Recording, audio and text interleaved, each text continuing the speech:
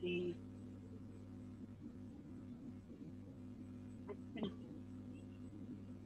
udah enggak guys, udah bilang udah delay, ada yang udah enggak, udah iya itu kok.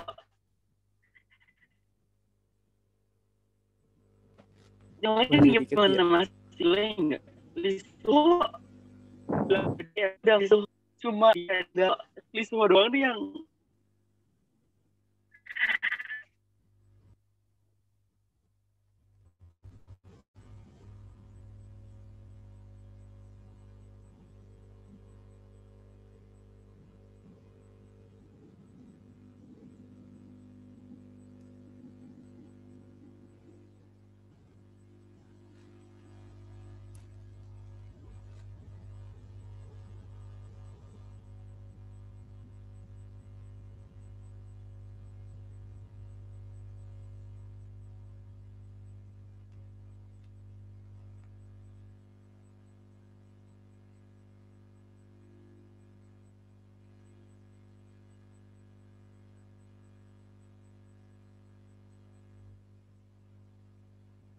suara aku masih delay enggak guys?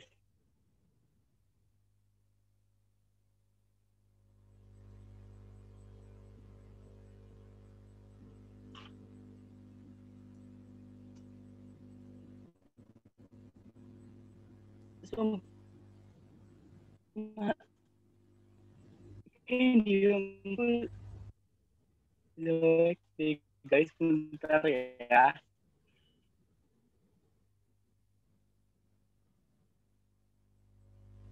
Delay banget apa masih dikit? Hai, suaraku masih ada nggak? Delay nggak di sini? Delay. Oh, udah oke. Bener ya? Oh, oke. Bener ya.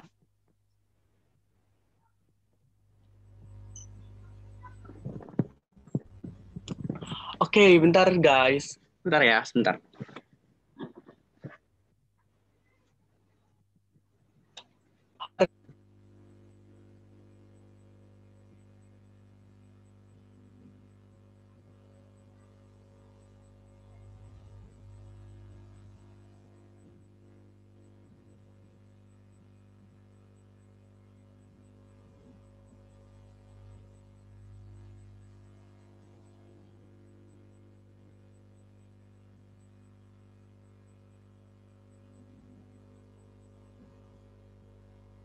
Hai, udah nggak delay kan ya?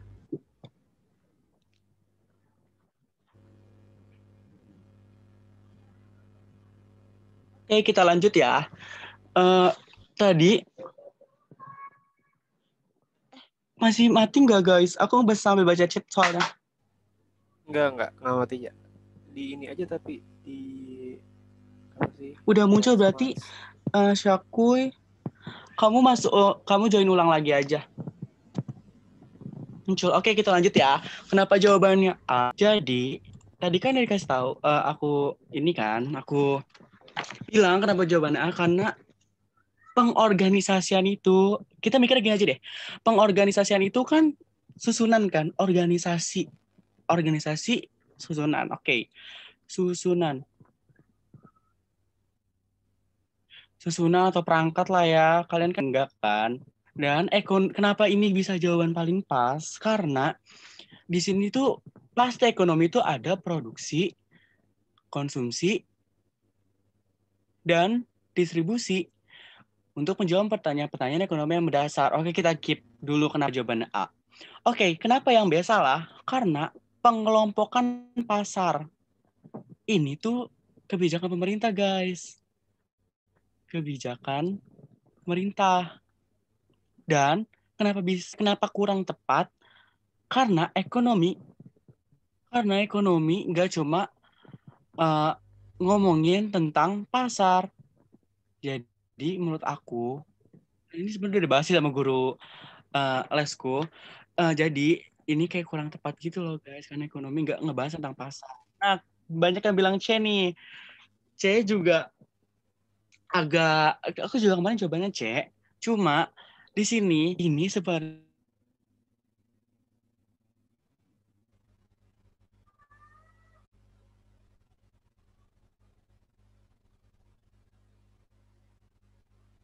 tuh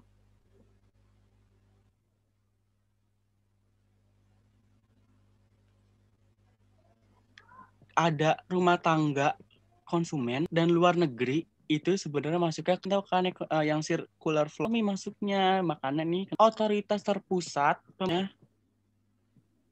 ke kebijakan pemerintah, kebijakan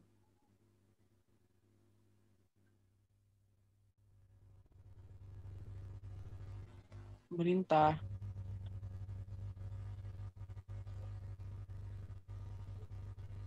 Oke, jadi ini salah ya, guys,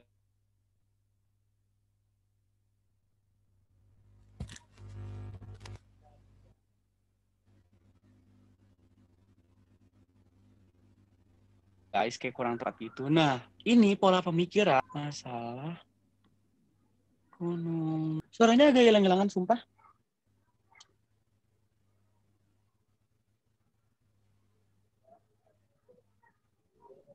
Iya, Kak. Aduh, bentar ya. Ini kalau sistem resources, FQR dia. Bentar ya. Ah, udah enggak. Tapi enggak apa-apa kayaknya. Hilang enggak? Iya, kadang diam tapi enggak. Tapi enggak apa-apa. Lanjut aja, oke. Jadi ini udah ngerti ya kenapa jawabannya A. Tapi kadang diam. Aduh, gimana dong, guys? Enggak apa-apa. Gimana sih maksudnya diem tuh? Aku diem, enggak ngomong apa-apa. Oh, lanjut. Oke. Jawabannya A. Oke. Ada suara nggak? Ada nggak, guys? Ini ada. Ada, lanjut. Udah ada kok ada, Mbak. Oke. Prinsip dasar apakah yang diilustrasikan dalam production possibility foreign kurva atau frontier? Oke. Berarti kita ngomongin si kurva PPC, sama aja sih sebenarnya PPC yang ini kan, yang ini frontier. Oke. Nah, aku punya catatan kecil buat kurva PPC dan PPF. Jadi kurva PPC dan PPF itu adalah, iya bisa on mic aja ya guys, langsung bilang aja. Kurva kemungkinan produksi atau production possibility curve menunjukkan titik keywordnya dari kalau PPC itu dan PPC PPF itu keywordnya efisiensi guys. Udah kalian gak usah mikir kayak pusing banget PPC itu apa segala macam. Kenapa efisiensi itu penting? Karena sumber daya yang terbatas. Karena ya nggak mungkin kalau sumber daya kita nggak terbatas yang nggak ada ilmu ekonomi dan ada kurva ini kan. Tidak semua dapat diproduksi dengan sumber daya yang tersedia. Dan kita harus memilih output yang mana yang harus kita hasilkan dan beberapa banyak. Nah, contohnya gini deh guys. Aku nemuin sebenarnya contoh di Google sih, pick-nya. Aku nggak bikin sendiri. Jadi ada barang, kita mau bikin ada dua kemungkinan output yang kita mau bikin, dua barang industri sama barang pertanian. Oke, kalau misalkan kita mau bikin 5 barang pertanian itu 5 pieces atau 5 buah, kita nggak bisa produksi si barang industrinya. Makan di sini kita 5 0. Jadi ya kayak apa ya? Kalau misalnya kita mau efisiensikan barang pertanian ya kita cuma bisa 5 gitu loh. Dan barang industrinya ya otomatis harus dikorbankan, dia nggak bikin apa-apa. Nah, sedangkan kalau misalnya kita mau bikin barang industrinya 5, otomatis di sini si PPC-nya, si barang pertaniannya cuma 4.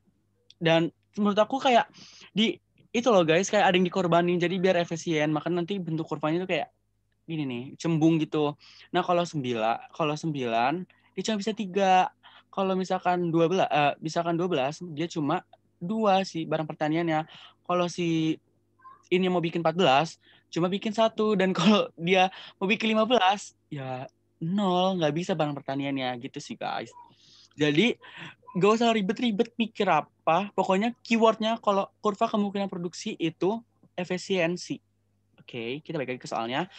Prinsip dasar. Oke, yang tanya prinsip dasar PPC atau PPF. Kira-kira jawaban kalian apa?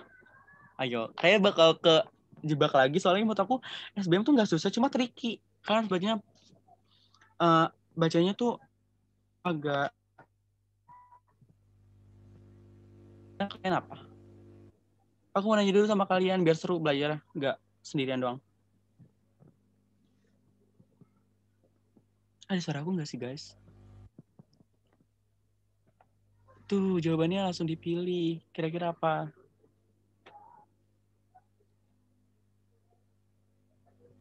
Udah lah ya, aku bahas aja. Kayaknya aku nggak bisa lihat pollingnya lagi. Jalan. Yang benar tuh B guys. Yang benar tuh B. Kenapa B? Karena di sini tuh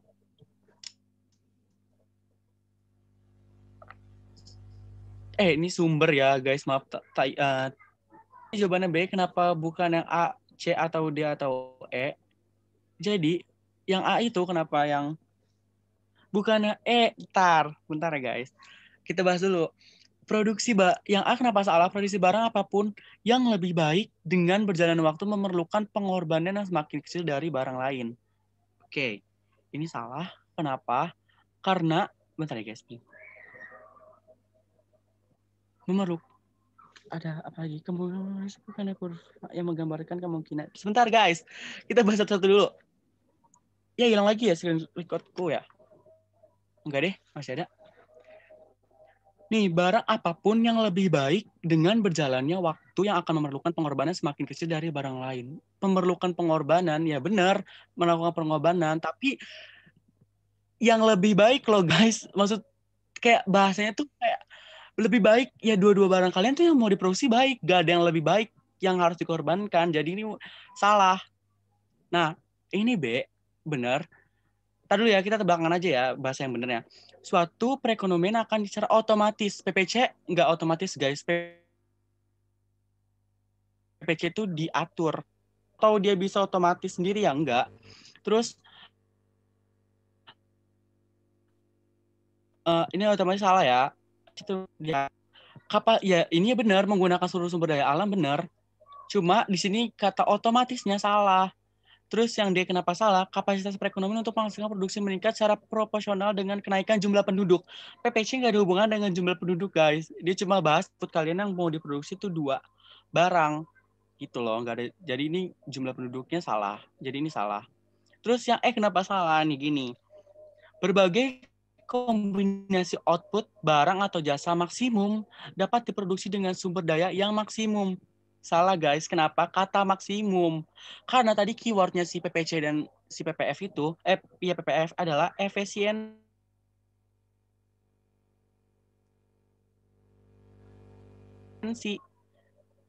Efisiensi. Karena sumber dayanya terbatas. Salah, ya benar, maksimum outputnya sumber daya alam. Gitu guys. Jadi jawaban yang B ini benar. Jika seluruh sumber daya alam perekonomian digunakan, maka suatu barang dapat kita tadi benar kan? Kalau si siapa namanya? Hilang sebentar kah? Suara masih hilang nggak? Udah ada lagi.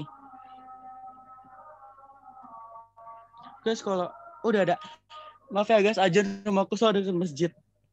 Kenapa ini benar? Karena tadi si konsepnya si PPF, kalau PPC PPF, kalau si apa namanya, kalau misalkan tadi produksi 5 produksi 0, si barang industrinya 5. Kalau misalkan si barang pertaniannya 9, barang industrinya ini salah, ini tadi berapa sih? 15 ya? 15. Terus ini jadi 12 gitu loh, harus mengorbankan salah satunya guys, gak bisa dua-duanya kalian efisiensi gitu. Jadi kenapa B lebih tepat? Kan tanya prinsip dasar guys, bukan prinsip dasarnya ya harus mengorbankan salah satu kalau yang satunya mau naik gitu, lebih tepatnya gitu. Ngerti nggak guys? Kalau nggak ngerti tanya aja ya.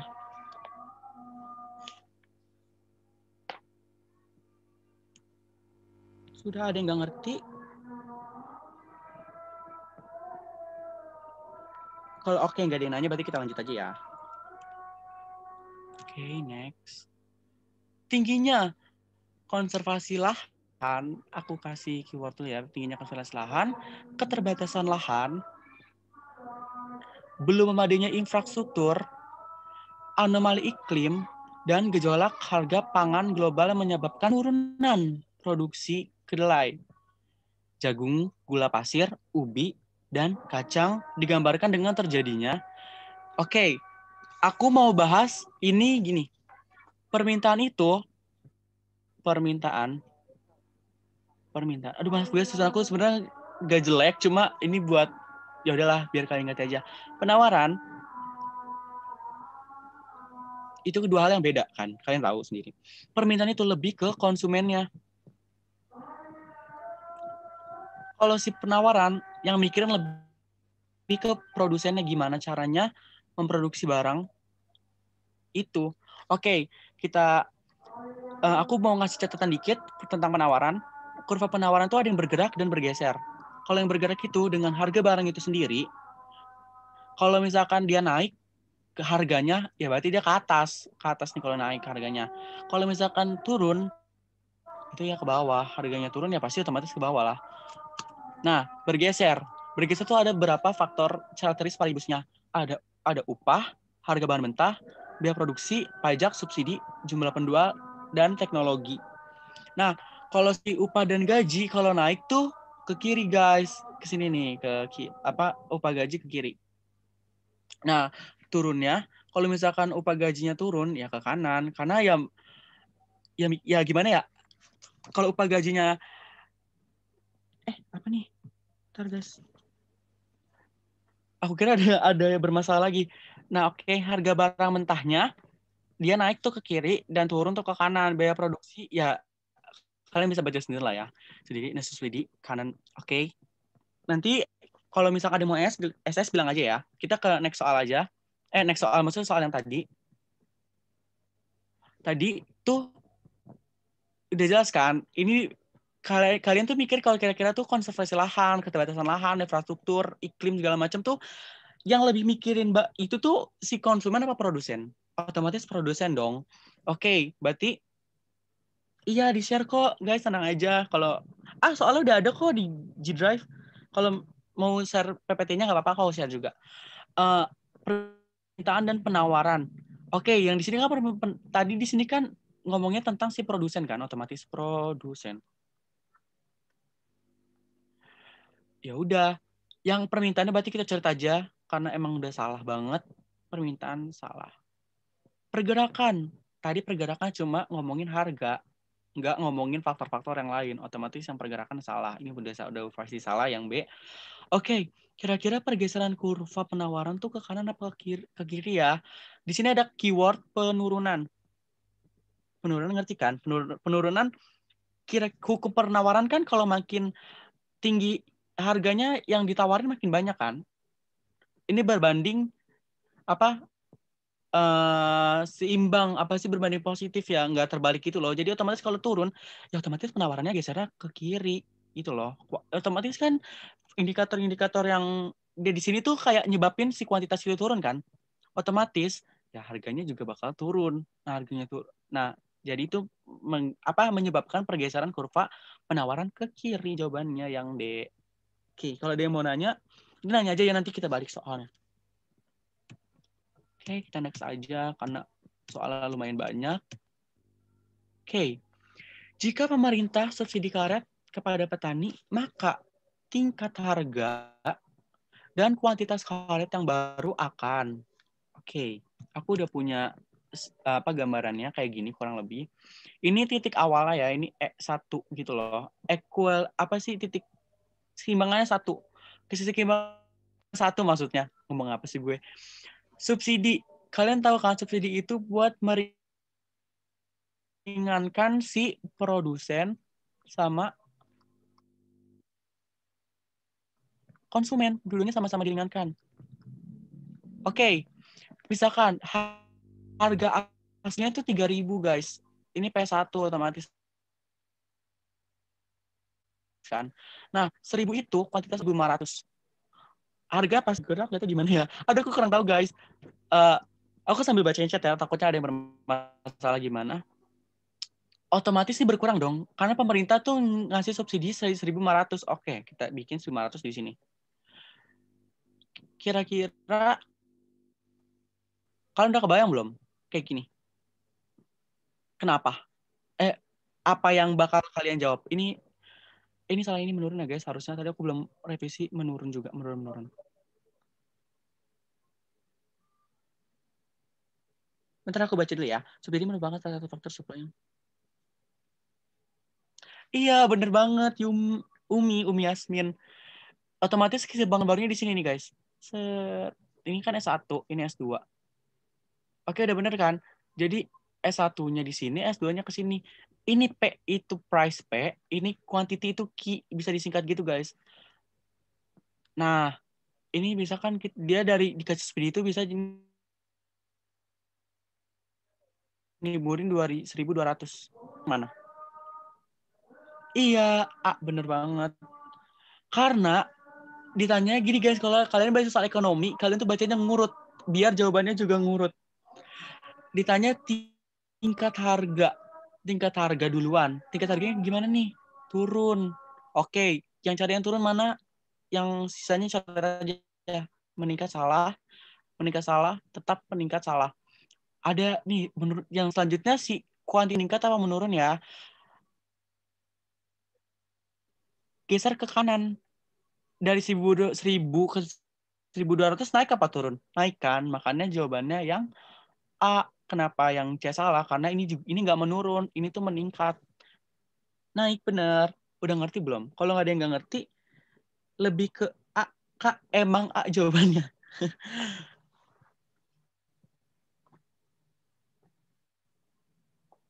Oke, nggak ada yang nanya. Masih bingung, Kak? Oke, gini. Aku jelasin pakai bahasa aku sendiri ya, takutnya lebih enak aja. Jika pemerintah memberikan subsidi itu gunanya untuk meringankan si produsen dan si konsumen.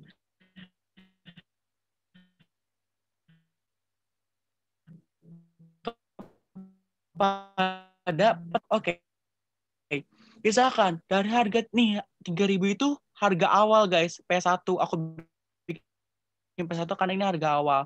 Dia bisa cuma ngasilin si 1.000 kuantitasnya. Oke, otomatis kita bisa bikin titik keseimbangannya tuh ini kan udah dapat nih S1. Aku bikin di sini S1. Nah, pemerintah beban si 3.000 ini kayak gimana ya bahasanya? Meringankan si petani dan si konsumen kayak dikasih subsidi nih biar lebih murah. Nah, aku bikin 1.500. Ya ini aku pelan-pelan banget guys. Maaf ya kalau kecepatan bilang aja ya. Ngasih 1.500. Oke, aku kasih 1.500. Nah, kita bikin nih, kita tarik garis keseimbangan ke titik demand-nya. Di sini dong otomatis nemunya. Nemu nih titik ini nih, nemu titik ini nih. Titik ini. Ini E2 nanti jadinya. Kira-kira nemunya tuh 1.500. Dia dapat 1.200. Iya, aduh kecepatan ya. Maaf banget guys. Kalau kecepatan bilang aja ya 1.200. Ngerti kan? Kalian masih nggak ngerti nggak gimana? Abis dikasih 1.500, otomatis dikurang kan? Ini 3.000 dikurang 1.500. Dapat 1.500 dong. Nah, dapat 1.500. Otomatis kalian tarik nih ke garis si demand-nya. Dapat nih E2. Di sini misalkan 1.200 lah. Dia bisa menghasilkan itu. Kira-kira dari P ini nih, P ini kan otomatis dari 3.000 ke 1.500 turun kan guys. Ini turun nih. Dan dari 1.500, 1.000 ke 1.200 tuh naik. Jadi jawabannya di YouTube tidak ya Kak? Ada, tapi kayak nguploadnya mungkin bisa diupload sama tim operasional tuh besok gitu loh guys. Itu ada, iya bener ada. Jadi si tingkat harganya menurun dan si kuantitasnya tuh meningkat. Ini guys, aku bulletin ini menurun, tingkat harganya dari ini menurun dan kuantitinya naik gitu. Ada yang masih nggak ngerti nggak apa-apa guys, tanya aja.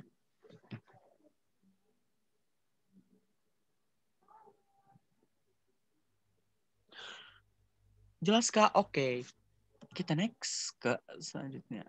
Nah, ini udah mulai hitungan banget nih, elastisitas yang benar-benar ekonomi hitungan yang nggak ada teori gitu. Jika pada, oke masih ada nih, aku ngasih jenis-jenisnya dulu ya biar kalian ngerti ya.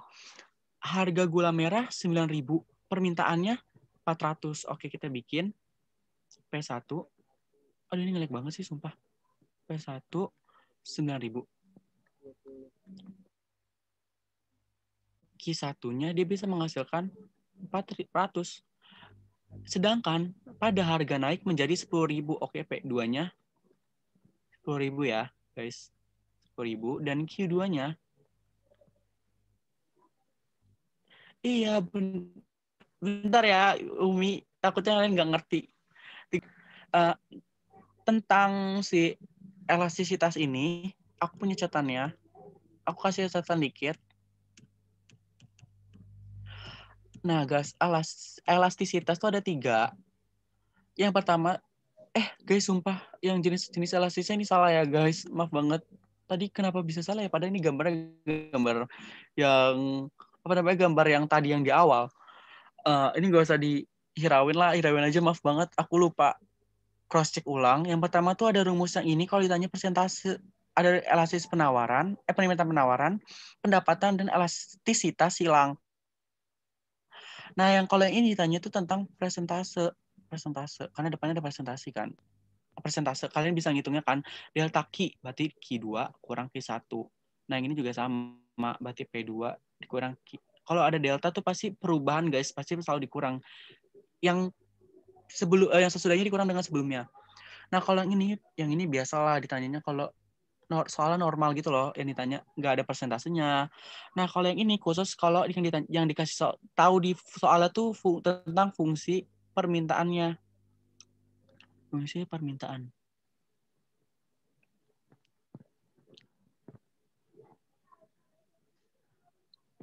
Nah, aksen ini kenapa nanti fungsi permintaan kan pasti yang kayak 240 ditambah 320 nanti diturunin gitu-gitu deh, pokoknya dikasih tahu ini Q-nya berapa, nanti diturunin. Nah, ini buat nyari fungsi permintaan. Kalian lebih jelas, kalian cari soalnya yang ada elastisitas fungsi permintaannya, nanti kalian pakai gunain yang rumus ini. Nah, kalau elastisitas pendapatan dengan elastisitas silang itu sebenarnya sama, guys, rumusnya. Kayak yang persentase ini pasti ini udah fix banget tanya persentase, ini persentase. Itu. Gak usah, kalau yang permintaan tuh emang agak banyak rumusnya. Jadi ya sebenarnya nggak perlu dihafalin, kalau kalian udah ngerti konsepnya gampang banget kok, guys. Nah, oke, aku nggak usah jelasin yang pendapatan silang karena ditanyanya di soal sebelumnya tuh si elastisitas penawaran. Permintaan dia salah, guys. Nah, kita hitung aja. Berarti tadi rumusnya gimana? Delta Q sama dengan per delta P Q1. Nah, delta P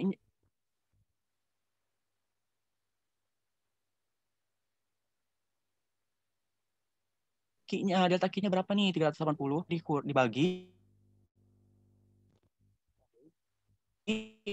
P2 dikurang P1. Berarti 10.000 dikurang 9.000 dikali P1-nya berapa? 9.000 per. Terus Q1-nya berapa? 400. Oke. Kita 400. Kita hitung ya. Ini berapa? Ini minus 20 kan. Pasti. Ini 1.000. Ini min 9. Nah, ini 20. Ini tuh kalau di permintaan dimutlakin, guys. Gak gimana sih 45. Aduh, jelek banget 0,45. Nah, kira 0,45 itu dong kan 0,45. Nah, yang kurang dari 1 tuh inelastis. Gitu jawabannya, guys. Jadi inelastis jawabannya. Ada yang masih nggak ngerti nggak? Sebenarnya jawab soal itu lebih gampang, guys. Kenapa? Karena gula merah itu termasuk barang pokok. Kalau kalian udah belajar jenis elastis tuh gampang banget. Sebenarnya kalau mau jawab soal kalian nih, misalkan elastisitas udah nggak sempat banget waktu ngitung, ya udah gula merah barang pokok pasti kalau barang pokok itu termasuk jenis ke barang inelastis gitu loh guys. Tapi karena ini masih ada waktu, jadi kita itu elastis sempurna. Iya, ini tidak terhingga. Jadi mau sampai kuantitas barang itu berapapun ya harga tetap segitu aja, maka tidak terhingga. Next, ada yang udah ngerti? Ada yang udah ngerti, ada yang nggak ngerti nggak? Kayaknya nggak ada ya guys. Ada yang masih nggak ngerti nggak? Iya betul, infinity. Benar Rai, benar Kak Rai. Oke, kita lanjut ya. Kalau ada yang mau SS bilang aja ya guys. Takutnya ada yang mau nge-SS terus aku kecepatan.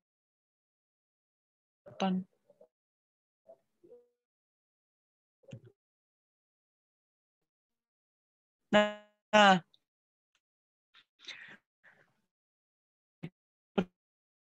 mutlak pastilah kelas 1 SMA belajar nilai mutlak kan. Jadi yang apapun yang dimutlakin pasti hasil tetap positif. Mau negatif berapapun tetap positif. Oke. Nomor 6, ini menurut aku agak susah kalau kalian nggak tahu atau nggak familiar dengan jenis-jenis si kurva yang ditanyain di ini. Emang soal TBK emang gitu guys. Nggak susah, cuma dibikin yang kita nggak tahu gitu loh guys. Nah, kita baca soalnya. Perubahan konsumsi. Iya, benar tuh Zaza. Benar-benar. Perubahan konsumsi akibat perubahan pendapatan. Dapat nih keywordnya perubahan pendapatan yang menggolongkan sebuah barang menjadi barang normal atau inferior dapat ditunjukkan oleh. Oke, aku kasih tahu dulu. Jenis-jenis A sampai ini aku bikin ada gambarnya di sini semuanya. Nah, yang A itu indifference curve itu tentang apa sih? Nah, indifference curve itu kurvanya kayak gini guys. Itu ngebahas tentang kepuasan yang sama. Misalkan kalian mau beli nih 2 barang, beli pakaian atau beli buku ya. Nah, dihitung kalau misalkan kepuasannya berapa nanti dapat si kurva indifference curve. Bentuknya gini guys, cembung ke titik origin. Nah, yang B itu budget line ngomongin tentang biaya yang sama. Biaya yang sama. Kan, nah, biasanya si indifference curve ini sama budget line itu adanya di teori konsumen. Apa konsumsi lah ya, sama aja konsumsi. Nah, sedangkan kalau si isokan sama isokos itu ada kuan kos biaya. ISO sama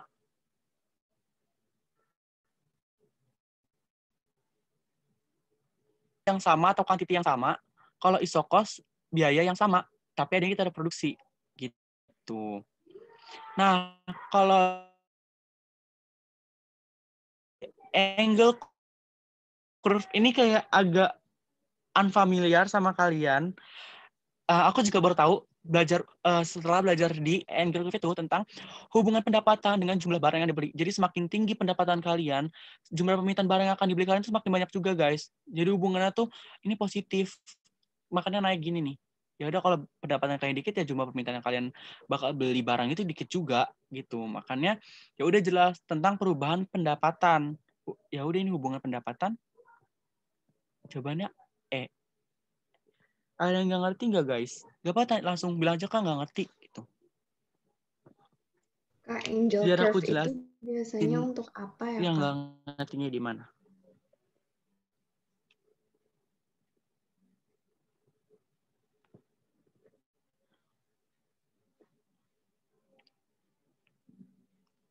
Oke, udah ngerti kayaknya semua ya? Udah ngerti? Gak apa-apa deh kalau udah ngerti, alhamdulillah. Oke, kita next ya. Nah, ini kayaknya permasalahan. Tadi ada yang nanya, Kak, apa? Kenapa? Yang mana Kak? Izin tanya, angle curve biasa digunakan apa ya? Oh, oke, kita balik lagi ya. Angle curve itu buat ngukur biasanya hubungan pendapatan dengan jumlah barang yang dibeli. Jadi misalkan kalau pendapatan kalian cuma 500.000, kalian bisa beli barang tuh misalkan cuma dua apa ya, kuantitinya cuma dua buah loh. Misalkan ini 1 juta, kita bikin 1.000 ya, 2 juta kalian bisa beli 6 gitu loh. Pokoknya tentang hubungan pendapatan dengan jumlah barang yang dibeli. Itu sih Kak. Itu sih Kak. Itu sih, siapa tuh namanya? Suke. Makanya UTBK tuh nggak susah, cuma kayak unfamiliar gitu loh guys. Aku takutnya nanti UTBK ekonomi ada lebih yang kurva yang nggak kita tahu gitu. Jadinya ya udahlah guys. Kalau emang nggak tahu banget, Bismillah aja. Insya Allah kok bener kalau pakai Bismillah. Makasih Kak. Oke, kita next ya. Nah, yang ini kayak agak masalah buat orang-orang kayak gila, gue nggak bisa banget tentang biaya produksi segala macem. Nah, emang agak susah tentang materi ini sendiri itu emang harus. Tapi aku mau bikin kalian lebih mudah gitu loh ngikutnya. Aku bakal bagi ini jadi tiga bagian. Yang pertama tuh ini sampai biaya total biaya. Ini yang kedua, ini yang ketiga, guys, biar kalian tuh belajar kayak ngerti gitu loh. Nah, yang pertama itu ada biaya tetap atau fixed cost. Jadi kalau misalkan aku singkat FC, ya fixed cost, artinya tetap gitu loh. Nah, kalau aku singkat, yang kedua itu ada VC, variable cost, atau biaya tetap. Variable cost aku singkat VC, VC-nya variable cost yang artinya tidak tetap. Nah, biaya tetap itu kayak apa sih? Biaya yang tetap gitu loh guys. Misalkan kayak apa? Gedung. Nggak kemana-mana kan tuh gedung, kagak hilang, kagak habis tuh gedung kan, nggak tanah macem gitu deh guys. Terus biaya tetap biasanya yang biaya tetap tuh yang habis gitu loh guys. Kayak apa? Bahan baku. Oke. Nah, buat di bagian aku bikin A, B, C. Nah, buat kalau yang di bagian A dengan total biaya itu sebenarnya rumusnya tuh gampang guys. Kalau total biaya itu tinggal ditambahin aja VC tambah VC gitu. Iya, bener banget. MC diturunin tapi Umi. Nah, bentar ya Umi. Kasihan yang lain takutnya. Nah, yang total biaya tuh si rumusnya total biaya tambah fixed cost tambah variable cost. Oke, ngerti kan? Nah, yang B ini sebenarnya turunan dari A. Nih, aku kasih tahu ya. Kalau aku singkat AVC, itu ngebahas tentang average fixed cost. Tadi average fixed cost itu tentang biaya tetap rata-rata. Sebenarnya kalau ekonomi kalian bisa bahasa Inggrisnya kayak jago banget bahasa Inggris tuh menurut aku kayak lebih dipermudah gitu loh guys. Nah, berarti yang nggak bisa bahasa Inggris nggak bisa juga ngerjain ya, nggak mengaruh juga sebenarnya. Cuma menurut aku kalau bahasa rata-rata ekonomi itu bahasa Inggris, jadi ya agak dipermudah aja. Nah, rumus AVC itu VC bagi Q. Nah, kenapa aku bikin B? Karena ini benar-benar turunan doang guys. Ya kalau VC bagi Q, ya dapetnya AVC gitu. Biaya variabel rata-rata AVC. Ya udah berarti VC bagi Q. Average variable cost bagi Q. Oke, dapat. Susah gitu loh. Buat dipahamin cepat gitu. Nah, kalau biaya rata-rata average cost, ini sebenarnya aku lupa bikinnya. Ini average cost. Itu biaya rata-rata.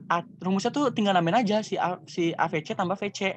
Nah, AC itu bisa punya rumus tuh ATC bagi Q. Sama aja dong. Kan aku bilang bagian B itu turunan dari apa? Lanjutan dari A. Ya udah kalau misalkan TC bagi Q, ya dapat AC gitu loh. Nah, sedangkan biaya marginal atau marginal cost atau MC, nah kalau singkat MC itu tuh pasti ngomongin tentang marginal cost. Rumus satu delta TC per delta Q atau bisa juga dicari dengan MC bagi MC sama dengan TC turunan. Nah, yang penting buat kalian tahu di sini tuh MC-nya ada TC turunan guys. Jangan sampai kalian cuma bikin MC sama dengan TC doang, berarti itu salah. Gitu loh guys. Hati-hati ada aksen itu berarti artinya turunan. Oke. Kita punya nih AC 750 sama 320 Q. Kita bikin AC 750 tambah 320 Q. Kita pakai rumus yang ini guys, biar lebih gampang. Kita masukin aja deh TC-nya kan kita mau nyari MC kan, bisa pakai rumus yang ini. Kita bikin aja berarti MC sama apa sih? MC sama dengan delta TC. Delta TC aksen. Terus ya udah, berarti AC sama dengan si TC bagi Q. Masukin aja deh ini.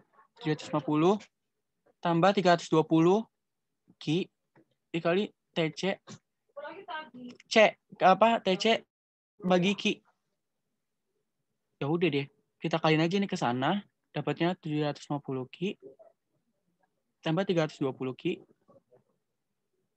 sama dengan TC. Aduh guys, maaf berantakan ya. Ini ke sini pokoknya. Ya udah. Nah, TC-nya itu kan si ini kan, apa kita bisa cari tuh si M ini dapat TC kan? Ini belum TC di aksen ini. Nah, selanjutnya MC sama dengan TC aksen. Kalian tahu kan, kalian belajar turunan lah kelas 2. Kalau nggak salah ada turunan tuh kelas 2 ya. Ya udah, turunin aja deh. Ini kan 1 ya guys, gak ditulis ya. Dikali 1 ke depan. Jadi 750. Q-nya hilang kan karena diturunin ditambah ini kalau diturunin kan ke depan dikali berarti 320 kali 2 berapa? 640. Karena Q-nya sisa 1, ini dikurang 1, yang 2-nya ke depan. Jadi dapetnya ini deh guys, MC sama dengan 750 tambah 640. Mana? Tuh jawabannya. Yang D ya? D nggak sih? Iya D. Iya D bener guys. Umi Yasmin, kamu itu kurang di Q-nya kan hilang, jadi bukan yang B. Makanya guys ini tuh lebih ke teliti gitu loh guys kalau ngerjain biaya produksi. Makanya hati-hati ya guys, ngerjainnya agak tricky sebenarnya. Oke, next. Ada yang nggak ngerti nggak? Langsung tanya aja guys. Kalau bisa on mic aja ya. Sebentar ya.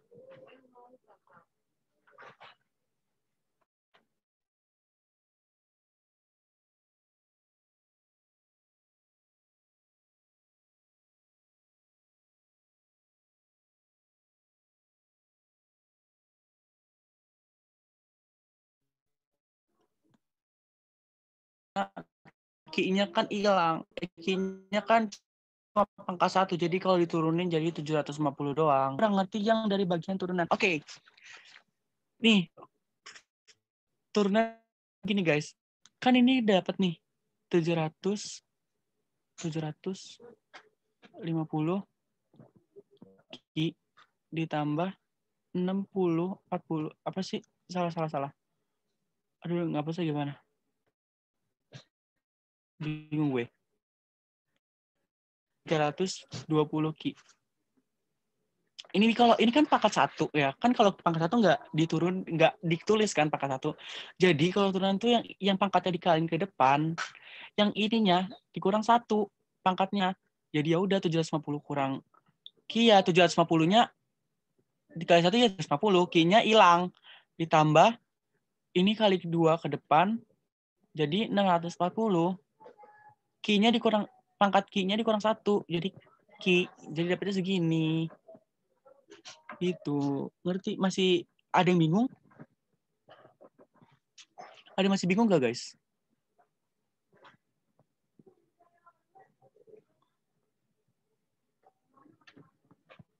Kenapa 750-nya? Iya guys, kenapa nggak dipakai lagi kan Q-nya pangkat 1 kan? Nah tadi yang aku bilang konsep turunan tuh yang pangkatnya dikaliin ke depan. Angka yang dipangkatin itu dikali ke depan. Nah yang angka yang di sini juga dikurangin 1. Jadi ya kalau misalkan 750 Q ya pangkat Q yang nggak mungkin dong dibilang 750 Q pangkat 1 kan kalau Q pangkat 1 nggak ditulis. Kak, jadi anaknya ngerjain ditulis semua. Jadi ya bentar aku jawab pertanyaan Umi dulu. Jadi ya udah, ya 1 kurang 1 berapa? 0. Yang nggak ditulis lagi lah, Q-nya kan habis guys. Gitu. Kak jadi enak ngerjainnya ditulis semua dulu nggak sih yang diketahui terus coba-coba rumus. Kalau kalian emang udah jago banget kayak ginian ya gak usah ditulis satu-satu diketahui ya, wasting time gitu loh guys. Kan di UTBK 20 nomor, atau katanya dengar-dengar juga yang sosum gara-gara nggak ada matematika sosum jadi 25 soal kan, atau segala macam, nggak tahu kedesas gimana. Jadi kalau emang menurut kalian langsung bisa ngerjain ya kerjain aja. Asal kalian hafal konsep ini, makanya aku bikin 3 bagian tuh biar kalian lebih ngerti gitu loh. Soalnya yang bagian B tuh tinggal dibagi semua, dan yang bagian C ngomongnya cuma marginal cost. Kalau ada satu variabel doang, berarti kalau diturunin itu variabel. Iya, benar. Maisi Puspita, benar banget. Oke, masih ada yang nggak ngerti nggak? Setiap turunan itu marginal ya, Kak. Bener. Nah, ini tuh bisa juga berlaku bukan buat si biaya doang. Bisa juga misalkan revenue. Ya kalau revenue diganti aja marginal cost. Kalau revenue jadi marginal revenue, MR sama aja. Gitu kan sama persis kayak gini, cuma diganti C-nya itu diganti sama R. Jadi gitu. Setiap marginal tuh selalu diturunin. Hati-hati ya guys. Jadi saya tuh teman-teman aku juga tahun kemarin suka bingung, suka gratisnya tuh diturunin gitu loh guys. Tahu MC sama dengan TC aja. Padahal charge harus diturunin lagi gitu. Oke. Ada yang masih nggak ngerti nggak?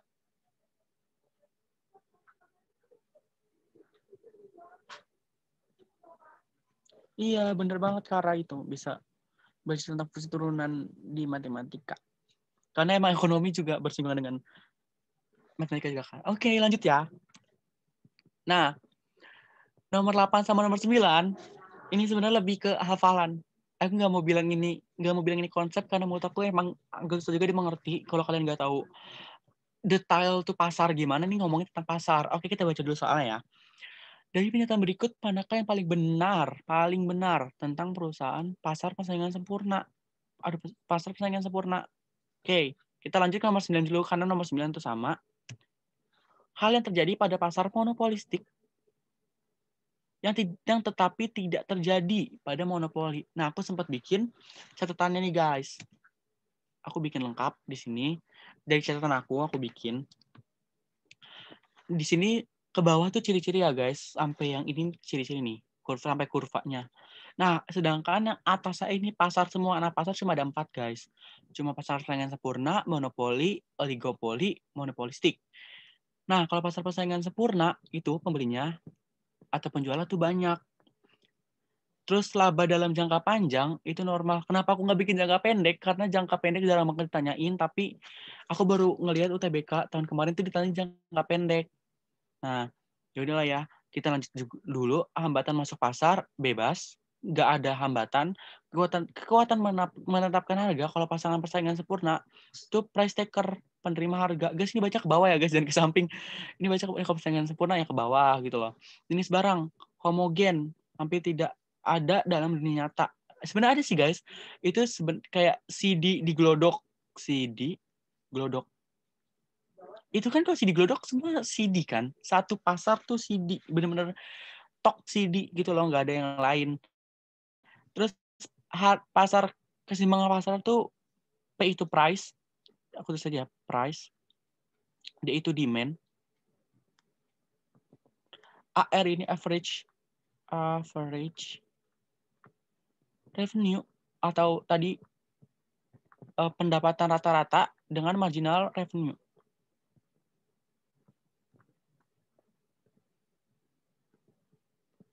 Nah, jadi kalau nih sebenarnya aku punya cara trik gampang. Kemarin kalau ada yang ikut paham IFAI, ada yang nanya pasar persaingan sempurna kan. Sebenarnya itu nggak usah dihitung guys.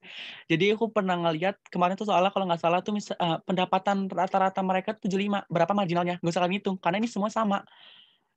P sama dengan D sama dengan R sama dengan MR. Jadi kalau misalkan si ininya 75, ya otomatis price-nya juga 75, permintaan juga 75, terus ya hilang semua.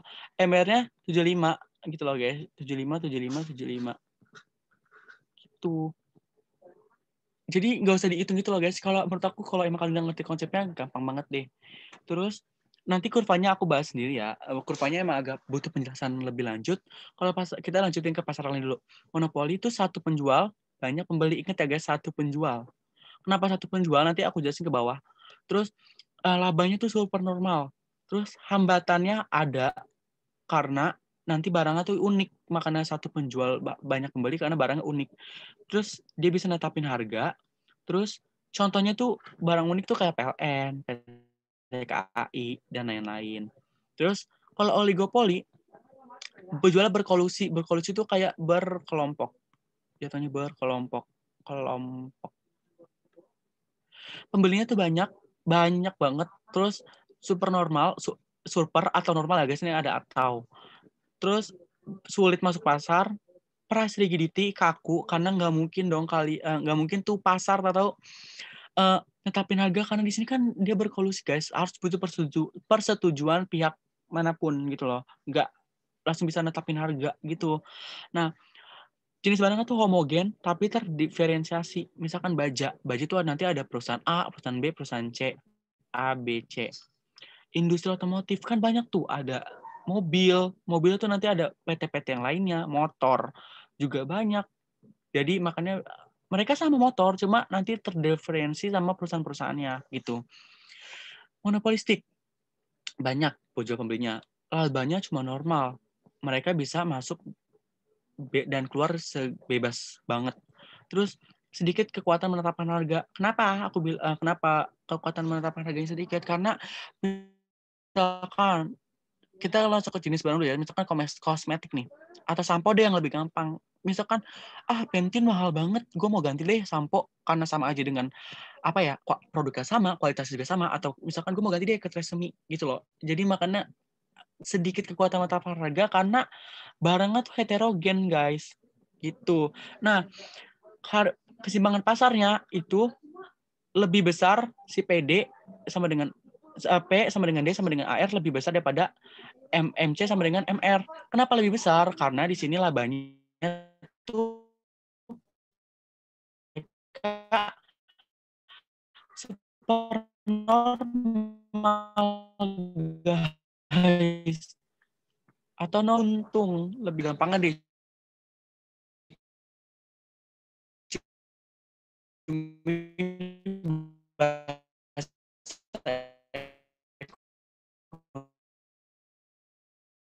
Aneh. Delay gak suaraku? Udah nggak? Nggak. Udah nggak sama delay. Kok Rai nggak? Yang lainnya delay. Oke. Ada Deva. Hai Deva. Kalau monopoli, kurvanya tuh curam banget kan itu. Curam. Makanya di sini di gambar itu suram. Kalau oligopoli kangket karena tadi dia nggak bisa menetapkan harga. Bukan nggak bisa menetapkan harga ya, karena dia berkolusi. Jadi di sini dia patah. Di sini kangket atau patah. Sedangkan monopoli itu tuh landai. Nih landai. Nggak securam sih. Next kita ke soalnya. Pernyataan berikut manakah yang paling benar tentang pasar persaingan sempurna? Oke. Oh ya, for your information, kalau si pasar sempurna ini, kalau jangka pendek tuh dia rugi, guys. Ingat ya, kalau jangka pendek tuh sih dia rugi. Pendek. Nah, yang A dalam jangka pendek, perusahaan dapat menderita kerugian. Oke, ini benar. Ekonomi atau memperoleh laba ekonomi. Laba ekonomi sebenarnya laba rugi ya, guys.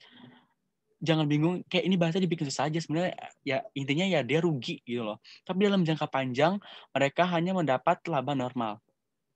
It's true. Tadi kan memang dijelasin kan kalau si pasar persaingan sempurna kalau laba jangka panjang tuh laba normal, nggak super normal atau yang lainnya.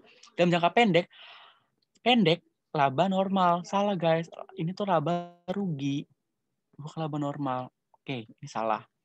Dalam jangka panjang, perusahaan menderita kerugian ekonomi karena persaingan ketat. Panjang nggak menderita kerugian, justru dia dapat laba normal. Oke, ini salah ya. Ini Ini salah. Dalam jangka panjang, perusahaan akan tetap memperoleh laba. Ini ekonomi salah. Laba normal, bukan laba ekonomi atau laba rugi. Karena permintaan barang tersebut yang kuat, ya udahlah, salah. Nah, ini bukan laba. Perusahaan hanya menikmati laba ekonomi dalam jangka panjang. Salah. Laba normal dalam jangka panjang, bukan laba ekonomi.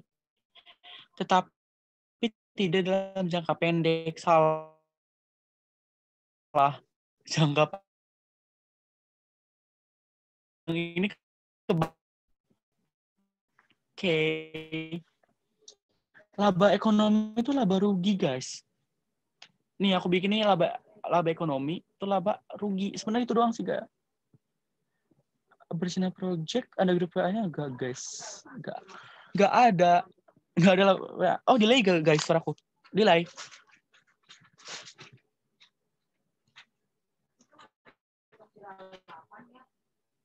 Oh, enggak ada, guys. PD MRMC tuh di pasar saingan sempurna doang. Yang lainnya tuh PD AR tuh lebih besar daripada MC sama dengan MR. Enggak ada telegram. Belum ada, mungkin bisa kasih saran di Bersinar Project kalau mau dibikinin telegram atau WA segala macam. Masih ada yang nggak ngerti nggak? Masih ada yang nggak ngerti nggak? Iya bener deh, bahasa gue bingung sendiri. Kalau nggak ngerti tanya aja, guys.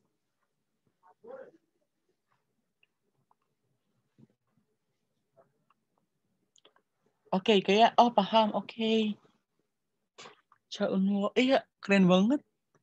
Zoom gue ada yang join Chaunwo. Biasa lu syuting Chaunwo. Canda. Next, nomor 9. Oh, ada yang nanya. Kenapa bisa beda ya, Kak, sama persaingan tidak sempurna? Guys, persaingan sempurna tuh cuma pasar persaingan sempurna tok. Ya karena pasar persaingan sempurna jarang di dunia nyata loh, guys. Kayak CD persaingan tidak sempurna kan tadi ada macam-macam. Ada oligopoli, ada monopolistik, ada monopoli. Ya, ada apa lagi tuh?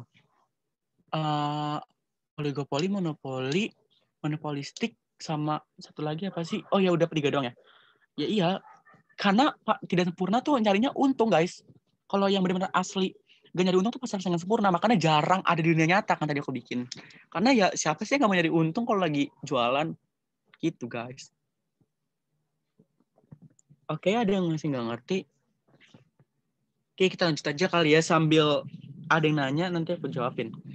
Hal yang terjadi pasar monopolistik tetapi tidak terjadi pada monopoli. Oke, tadi monopolistik harga ditentukan pasar. Monopoli bisa menetapkan harga kan? Monopoli. Oke, dia price maker, pembuat harga. Sedangkan monopolistiknya bisa, walaupun sedikit. Tadi kan sedikit menetapkan harga kan, jadi bisa. Jadi ya sama-sama bisa gitu loh. Pengusaha sama pasar sama aja cuma dibikin option yang beda aja. Jadi ya udah sama-sama terjadi gitu loh. Ini delay ya suaraku ya? Delay nggak suaraku? Enggak ya, enggak delay. Soalnya tadi network unstable gitu. Ini benar, ini kan yang tidak terjadi pada monopolistik. Ya udah, ini benar juga, ini benar. Tidak terjadi. Tidak terdapat hambatan untuk masuk atau keluar pasar. Ini guys jawaban yang benar. Ini C. Yeay, benar. Deva dan Zaza. Karena hambatan yang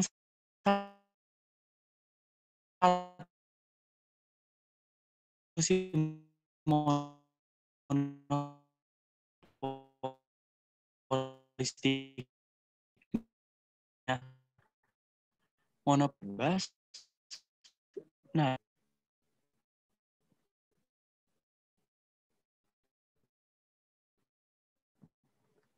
nggak bisa baca, gak ada yang lain. Jumlah pedagang hanya 1. Kurang tepat karena yang satu ini banyak penjual.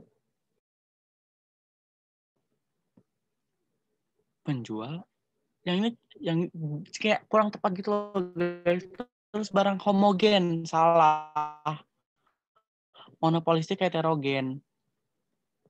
Kalau kalian bingung, delay gak, guys?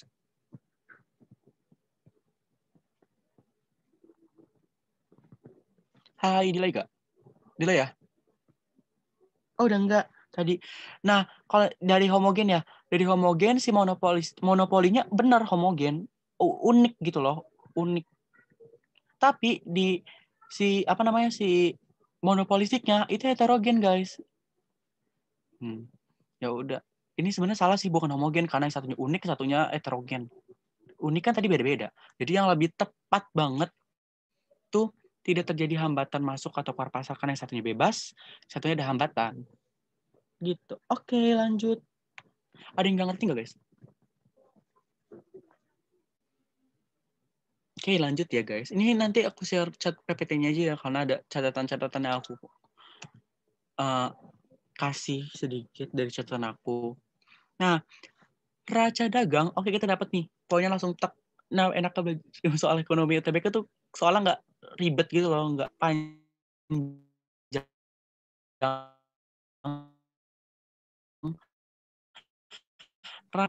Aku bakal ngasih berapa catatan kecil neraca pembayaran tuh ada 3 dalam perdagangan internasional. Ada current account atau transaksi berjalan, ada capital account atau investasi saham asing, dan monetary account atau neraca moneter.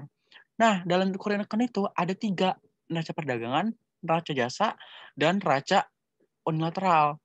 Oke, sedangkan capital account ada modal asing, ada modal atau investasi saham asing, dan utang luar negeri. Nah, kalau moneter itu kan masuk ke devisa. Gitu, guys. Jadi udah tahu dong jawabannya apa. Ini menurut aku gampang sih kalau kalian tahu gitu. Kalau nggak tahu ya susah juga. Jawabannya yang A. Dia masuknya ke neraca perdagangan. Current account atau transaksi berjalan. Ada yang masih nggak ngerti nggak? Atau bingung atau gimana? Nomor 10.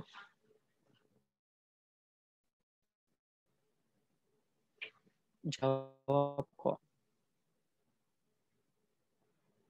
Iya, bisnis internasional, perdagangan internasional, guys. Bisa sih bisnis internasional. Ini ada di materi perdagangan internasional.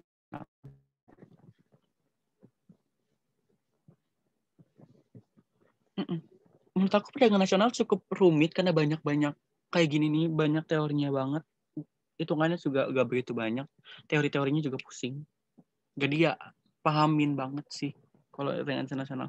Lumayan sering keluar dari tahun-tahun sebelum-sebelumnya. Oke, next ya, karena nggak ada yang nanya. Kalau nanya, tanya aja di kolom chat, nanti aku bacain. Di bawah ini, faktor-faktor produksi berikut pasangannya. Kecuali, aku mau ngasih sedikit catatan lagi. Faktor produksi itu ada 2 sebenarnya jenisnya. Ada produksi asli dan produksi turunan. Kalau produksi asli, itu ada alam dan tenaga kerja. Kalau turunan, ada modal dan kewirausahaan skill. Nah, udah tahu dong sebenarnya yang nggak ada dari sini tuh apa, tapi kita nggak apa, kita bahas aja. Tenaga kerja dan upah. Nyambung nggak? Nyambung dong. Kalau kalian kerja pasti mau dapetin upah. Oke, tenaga kerja oke. Si upah tuh ada di faktor produksi, itu di faktor turunan atau modal atau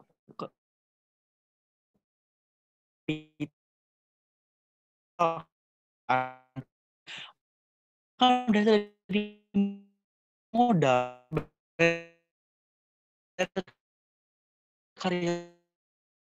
kalian your internet connection unstable lagi. Semoga enggak ya. Kalau ngomong delay, kalau delay ngomong aja ya guys, biar aku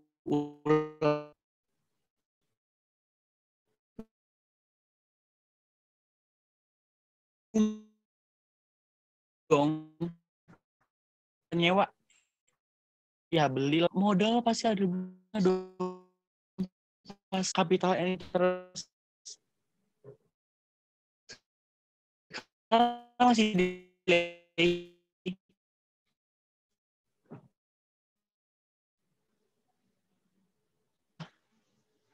delay banget.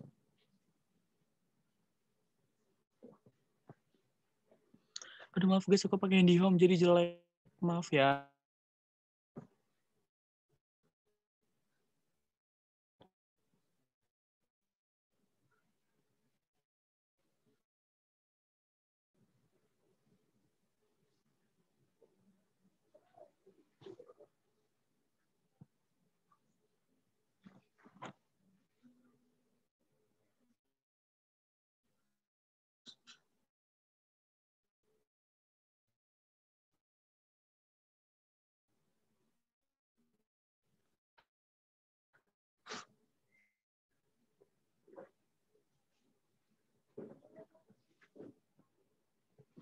Masih. Duh, kenapa yang di home? Jelek banget yang di home. Oh, udah enggak. Oke. Oke, kita lanjut ya. Investasi depresiasi. Kalian pasti udah nebak pasti ini jawaban D. Kenapa? Karena depresiasi itu ngomongin kurs uang di perdagangan internasional, bukan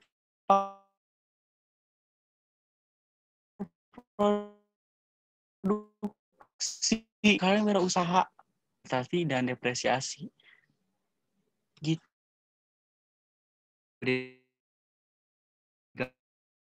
Guys, ada yang pusing banget gitu.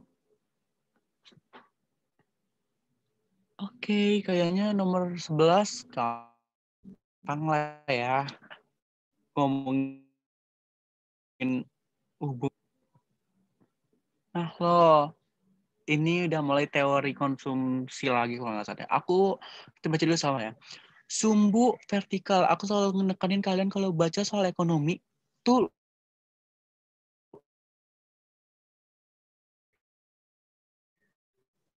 urut. Jawabannya juga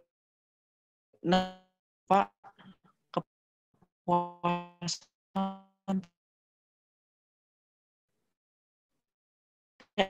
TU yang horizontal.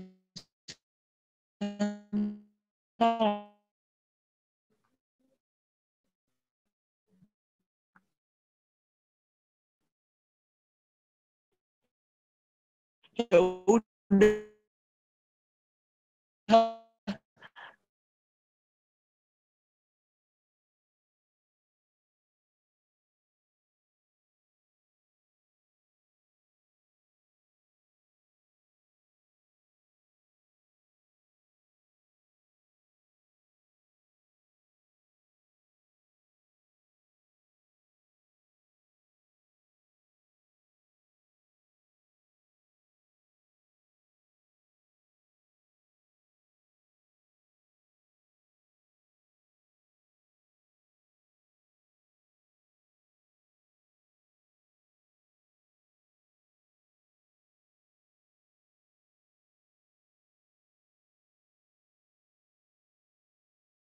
udah ada nggak guys?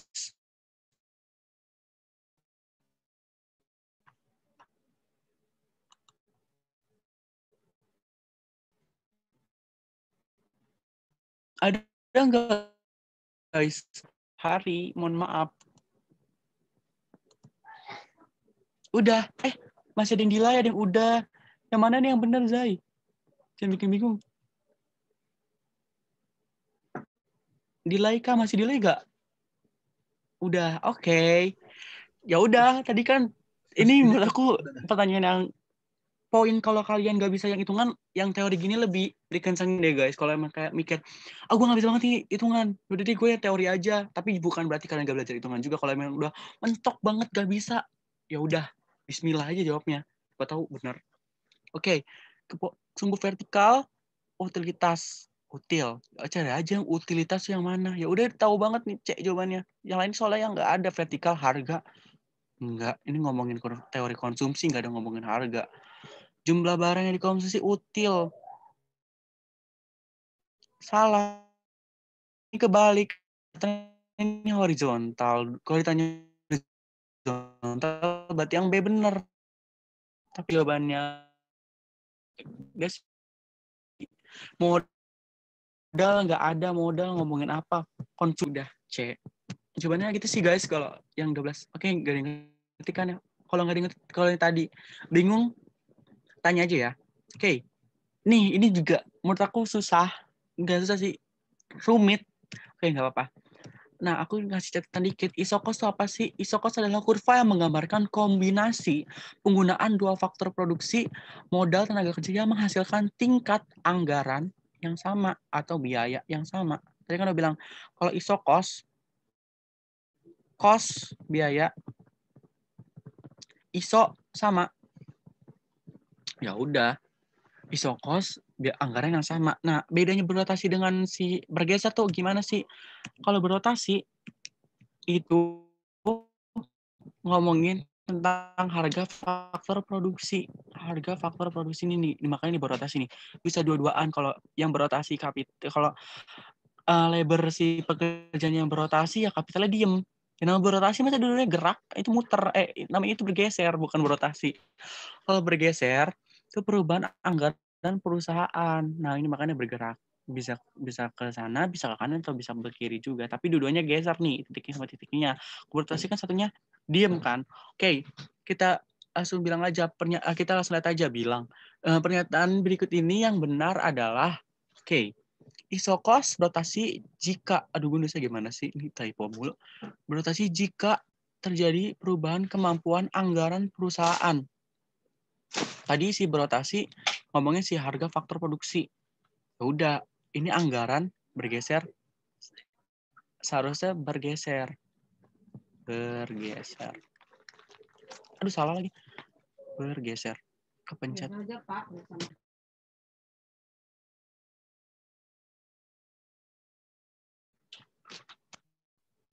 Ini salah ya guys, ini berotasi. Maaf tadi ke-mute. Bergeser. Kalau ngomongin anggaran tadi kan bergeser. Terus kalau kurva isokos bergeser jika terjadi perubahan harga. Kebalik, berotasi bukan bergeser. Berotasi. Isokos akan berotasi jika terjadi perubahan harga dua macam. Tadi kan aku bilang kalau berotasi itu cuma satu, just one. Gak bisa dua-duanya. Kalau dua-duanya bergeser dong, kan ini satunya diem. Berarti ini satu. Salah, ini salah, ini salah, ini salah. Oke, isokos akan bergeser sejajar jika perubahan kemampuan anggaran perusahaan berubah ya. Kayaknya kurang berubah deh. Kata-katanya agung amat berubah. Bener dong. Anggaran perusahaan nih tuh geser. Kurva isokos akan berotasi jika terjadi perubahan kemampuan anggaran konsumen. Berotasi anggaran, berotasi aja harga. Salah berarti ini salah. Soal ini juga ngomongin konsumen guys, karena ini ada di teori produksi. Ya otomatis kalau produksi yang dipikirin sama produsen lah, konsumennya kagak mau tahu. Itu sih guys. Nah, jawabannya yang D. Ada yang masih bingung nggak? Kalau bingung tanya aja.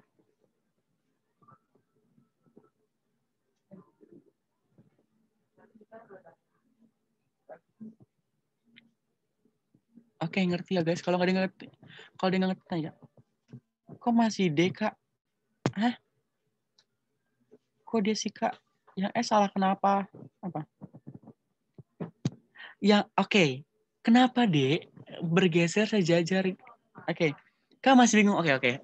Kita ulang dari A ya. A. Nih, aku jelasin ulang. Iya, tadi itu Pau bener tuh. Kalau dua faktor produksi itu berubahnya bergeser. Ini. Kurva isokos akan berotasi jika terjadi perubahan kemampuan anggaran. Berotasi itu harga guys, ngomongin ya. Ini harga nih. Harga, bukan anggaran. Kalau anggaran itu bergeser, makanya aku coret ini bergeser. Berotasi salah, ganti seharusnya bergeser. Karena ya emang ngomongin anggaran tuh ya bergeser, bukan sih berotasi. Oke, yang B kenapa salah? Karena isokos akan bergeser jika terjadi perubahan harga. Nah, tadi harga itu sebenarnya berotasi, bukan bergeser. Makanya aku coret nih bergeser, cara ganti berotasi. Kurva isokos akan berotasi jika terjadi perubahan harga dua macam. Guys, namanya berotasi itu ada yang satunya tuh diem loh, stuck gitu. Gak mungkin kalau dua-duanya berotasi mau bergeser, bukan berotasi. Nah, yang D itu benar. Kenapa? Bergeser itu kemampuan anggaran perusahaan. Tadi bergeser tuh perubahan anggaran kan, bener. Nah, kenapa yang D? Jawabannya itu. Nah, yang E salah. Isokos tuh akan berotasi jika terjadi perubahan kemampuan anggaran. Salah, berotasi harus bergeser. Dan kenapa salah lagi yang E? Karena konsumen ini tuh adanya di teori produksi. Otomatis yang mikirin ini semua itu produsen, bukan konsumen. Makanya salah. Oke, ngerti kan? Yang berotasi itu kurva apa aja ya? Aku sih baru tahunya sih isokos ya. Isokuan aku nggak tahu kalau isokan. Aku tahunya isokos. Oke, Kak. Ngerti. Oke. Next ya. Nah, nomor 11. Ini udah pasti udah mikir kayak, aduh susah. Iya, budget line bisa kalau nggak salah deh. Bisa. Budget line. Oke, kita bahas nomor 14. Jika terjadi di negara Y pada tahun 2017, kayak ini menurut kalian udah susah banget Kak, panjang banget jawabannya. Tenang aja. Kita langsung lihat soalnya. Didasarkan pada keterangan di atas, dapat diketahui bahwa nilai produk domestik bruto pada negara Y dengan menggunakan pendekatan pendapatan. Oke, pendekatan pendapatan. Aku punya catatan dikit tentang pendapatan nasional. Nah, pendapatan nasional kalian bisa sendiri definisinya gimana. Cuma ada 3 metodenya itu ada 3. Produksi, pendapatan, pendekatan pendapatan dan pendekatan pengeluaran. Kalau pendekatan produksi cuma menambahkan nilai tambah, ini sebenarnya cuma ditambah-tambahin doang guys. Ini rumusnya dibikin ribet, emang rumus ekonominya kayak gini. Kalau pendapatan itu RWIP, R-nya itu rent, W-nya itu wage atau upah, I-nya itu interest atau bunga, P-nya itu profit atau keuntungan. Kalau pengeluaran baru yang pakai yang CIGSM. CIGSM yang dikurangin SM-nya. Oke. Tadi kan udah tahu, berarti rumus si PN-nya itu pakai rumus yang R, W, I, P. Karena ditanya si pendekatan pendapatan. Oke, kita cari si rent-nya. Rent sewa. Oke. Rent mana? Sewa 650. Wage-nya gaji. Si gajinya berapa tuh? 5.570. I-nya interest. Interest atau bunga dapat 500 ditambah profitnya 1,9 triliun. Berapa di jumlah guys? Tadi aku ngitung kalau nggak salah 8620 deh. Benar nggak hitungannya 600? Iya bener deh jawabannya. Jadi kalau ngeliat soal yang banyak kayak gini tuh nggak usah bingung gitu loh guys, nggak usah panik gitu. Jadi ya udah dihitung aja, nggak usah dibikin kayak pusing gitu. Ya udah. Next, ada yang masih nggak ngerti tadi? Oke, udah ngerti semua lah ya. Lanjut Kak, oke. Dalam perekonomian dua sektor, diketahui konsumsi yang direncanakan sama dengan C 1.500 tambah 0,75 Y dan investasi yang direncanakan sebesar 2.500, di mana Y adalah tingkat pendapatan. Besarnya tingkat pendapatan keseimbangan adalah, ini udah pusing banget ya baca soal, udah ribet, sebenarnya nggak gampang. Next, aku jelasin sedikit tentang fungsi ECS. Sebenarnya ini pakai rumus break even point di fungsi ECS.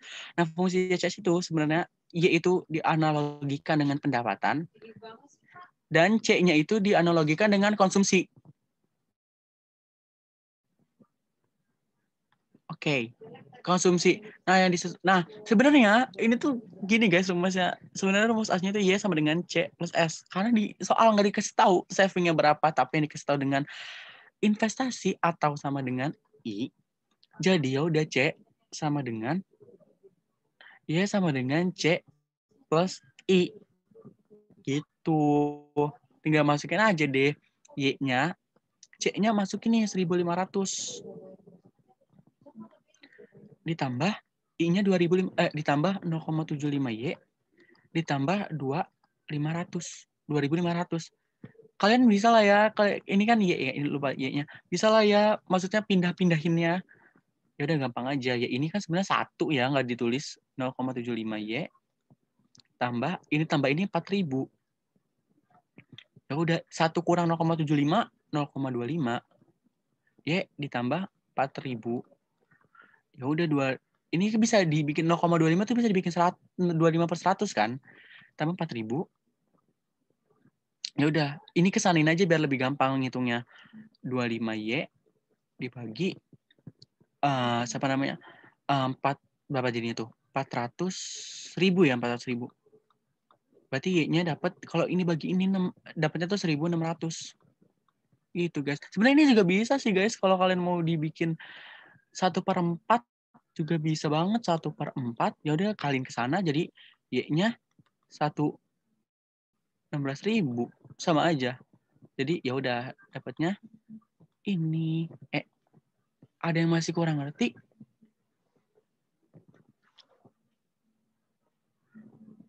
Iya sama aja Kak. Iya bener sih, aku ngejabarin biar lebih orang paham gitu loh penjabaran gimana. Kalau bisa dicoret-coret, iya bisa. Kalau tergantung ini sih, bisa tergantung soalnya, kan aku bilang nih bisa disesuaikan dengan soal yang dikasih tahu. Makanya di sini nggak ada savingnya, ya udah berarti I-nya aja dimasukin gitu. Nggak mungkin soal di sini tuh nggak cuma ditanya ini ya sama dengan C, ya nggak dapat dong ya sama dengan C-nya gitu. Iya, ada yang kurang ngerti? Dikit lagi kok, guys. Kita sampai 20 nomor dong, Kak. Jadi, oke, Kak. Right. Ada yang mau ditanyain di nomor 15? Lanjut, Kak. Oke. Nah, kayaknya udah nggak ada hitungan nggak sih nomor 17? Gitu-gitu. Ada deh. Oke. Masih banyak hitungannya kayaknya. Terakhir pokoknya kalau UTBK akuntansi dah. Akuntansi udah paling terakhir banget di nomor-nomor terakhir. Dapat diukur dari sisi manakah pertumbuhan ekonomi satu negara atau daerah? Oke, aku punya catatan dikit. Buat si pertumbuhan ekonomi, pertumbuhan ekonomi, iya, aku Dora, bener. Bentar ya, aku jelasin buat yang lain dulu. Pertumbuhan ekonomi itu bisa dilihat indikatornya ada keadaan, peningkatan output per kapita atau pendapatan nasional real. Bersifatnya kuantitatif, bisa dihitung pertumbuhan ekonomi. Tidak ada perubahan. Maksud tidak perubahan gini, kayak struktur ekonominya, pemerataan penduduknya, kesejahteraan penduduknya yang gak ada perubahan. Kalau pertumbuhan ekonominya bagus ya, udah bagus itu loh. Terus kalau terus pertumbuhan ekonomi itu tidak disertakan dengan pembangunan ekonomi. Jadi pertumbuhan ekonomi belum tentu pembangunan ekonominya juga bagus, guys. Kecuali pembangunan ekonomi. Nah, pembangunan ekonomi ini kayak prosesnya, kayak lamanya gitu loh, guys, pembangunan ekonomi satu negara. Meningkatkan output per kapita dan pendapatan real. Bersifat kualitatif. Kualitasnya gimana? Disertai perubahan kayak struktur ekonomi, pemerataan penduduk, dan kesejahteraan penduduk gitu. Terus selalu disertai pertumbuhan ekonomi. Jadi ya kalau pembangunan ekonominya bagus, ya otomatis pertumbuhan ekonomi juga bagus gitu loh, guys. Jadi, nah aku sempat dikasih tahu cara jawabnya tuh lebih gampang banget, guys. Pertumbuhan ekonomi, aku garisnya kemana aku nggak lihat lagi. Terus jawabnya tuh ingat aja, kalau ada yang bilang pertambahan nilai real, udah jawab langsung itu aja. Berarti ini A, B, C, D-nya, A, C, D, E-nya salah. Tanpa nggak usah mikir ini dihafalin semua, nggak usah. Jadi ya udah pertambahan nilai real itu mencerminkan pengukuran suatu pertumbuhan ekonomi. Gitu, guys. Pokoknya kalau ada pertambahan nilai real barang dan jasa, ya udah pilih aja. Kenapa nilai real? Kenapa nggak nilai nominal? Karena nilai nominal itu masih mengandung inflasi. Makanya nilai real dipakai karena nggak mengandung unsur inflasi gitu. Cukup jelas nomor 16, apa ada yang masih mau nanya? Iya, aku Dora bener, Be, jawabannya. Oke, kayaknya nggak ada yang nanya. Jadi next aja ya. Oh, ada yang nanya. Apa nih? Ini masuk materinya apa ya, Kak? Terus masuk materi pertumbuhan dan pembangunan ekonomi kalau nggak salah deh. Terus kalau pertumbuhan ekonomi dilihat tadi barang jasa. Iya benar, barang dan jasa, benar.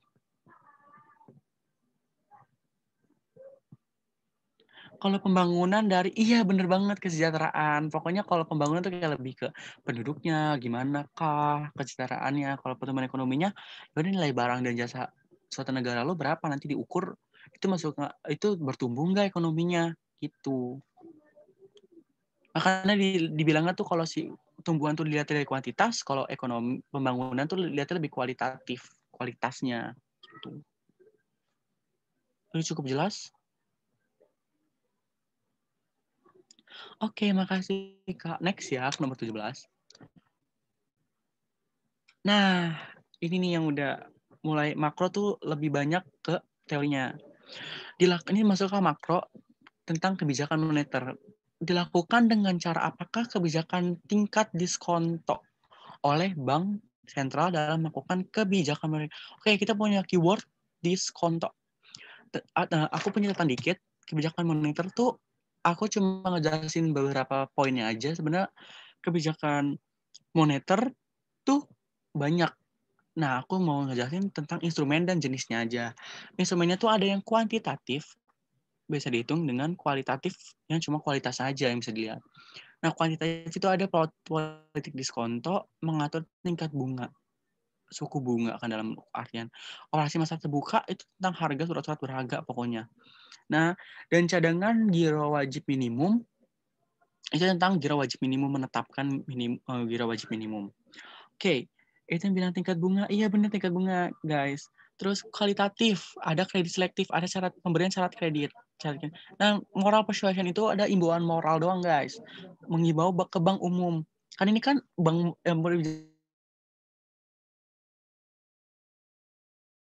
jangan itu dari bank sentral. Bank sentral. Itu ada yang kebijakan moneter kontraktif atau uang ketat atau tight money policy. Pokoknya aku selalu bilang kalau kalian jago bahasa Inggris terus merasa diuntungkan kalau ngerjain ekonomi, karena rata-rata ekonomi tuh kayak ada aja bahasa Inggrisnya gitu loh. Kebijakan moneter ekspansif, ekspansi luas gitu atau longgar. Atau sama dengan kebijakan uang longgar atau easy money policy. Ini yang kalau yang tight buat mengatasi inflasi, kalau yang longgar tuh mengatasi deflasi. Nah, aku punya cara cepat yang dikasih tahu guru les kemarin. Kontraktif itu cara ngafalinnya tuh najunake, dilihat huruf depannya aja, dan kalau ekspansi itu tuh betulo. Dan ini syaratnya tetap ya guys, syaratnya kalau kontraktif naikkan suku bunga, kontraktif jual surat berharga, naikkan syarat cadangan kas atau ketatan syarat kredit. Nah, kalau pasif, turunkan suku bunga, beli surat berharga, turunkan cadangan kas atau longgarkan syarat kredit. Gitu guys. Nah, next ini cuma kayak penjelasan lebih aja ya.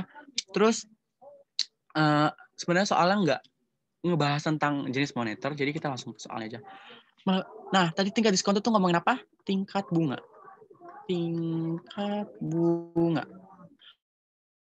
Aduh guys, maaf ya, tenaga aku berisik banget, lagi ada acara. Terus mengatur, kalau kedengeran maaf banget, mengatur tingkat bunga tabungan. Tingkat bunga oke lah. Tingkat bunga, yang ada tingkat bunganya dibenerin dulu aja. Kita analisis kenapa salah, ada yang salah. Kredit, nggak ngomongin kredit. Surat berharga, itu bukan si diskonto tadi bawahnya, gue lupa. Terus giro wajib minimum, bukan juga. Nah, sebenarnya yang jawabannya itu Kenapa? Karena di sini dia ketahui bank sentral. Otomatis pinjaman bank sentral ke bank umum. Karena tadi si moneter tuh ngomongin di bank sentral. Dari sentral ke umum. Tabungan. Ini salah. Walaupun tingkat bunganya benar, bukan tabungan. Karena bank sentral nggak ngurusin tabungan.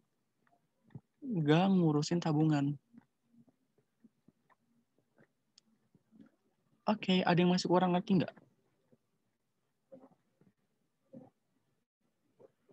Kak mau tanya, sunring termasuk kualitatif atau kuantitatif ya? Sunring itu apa ya guys?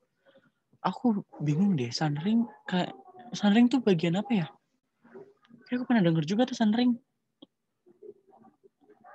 Sunring tuh nama lainnya apa ya? Oh iya bener, sunring mau tahu nggak? Kenapa yang dia salah? Karena kebijakan moneter tuh diaturnya dengan bank sentral guys, bukan bank umum. Karena yang bisa mengatur tabungan itu cuma bank umum. Jadi karena kebijakan moneter dipegang oleh bank sentral, jadi yang salah. Walaupun si bank sentral bisa, kalau bukan bank sentral dia bisa jawabannya, ya enggak juga, karena emang kebijakan moneter itu diatur sama bank sentral. Soalnya kalau bisa diatur dengan bank umum juga, ya udah jawabannya bisa bener gitu.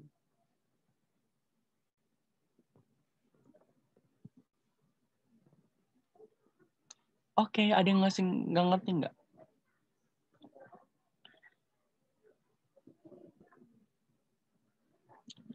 Ada yang masih kurang ngerti Bang di nomor 17?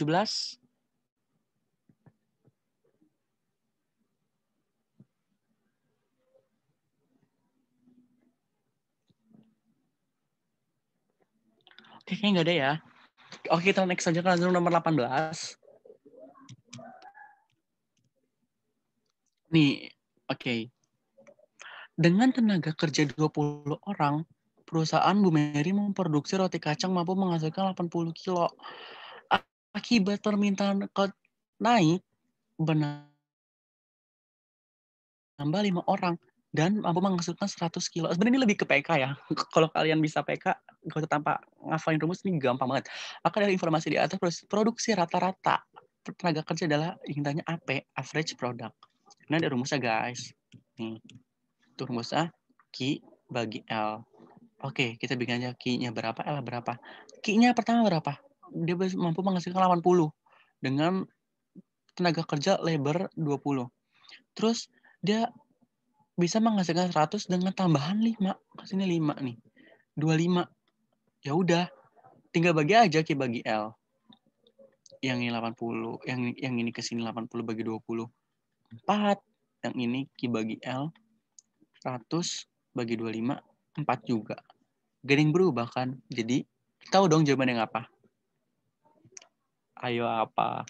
Udah ketara banget. Kalau udah ngitung kayak gini tuh udah gampang.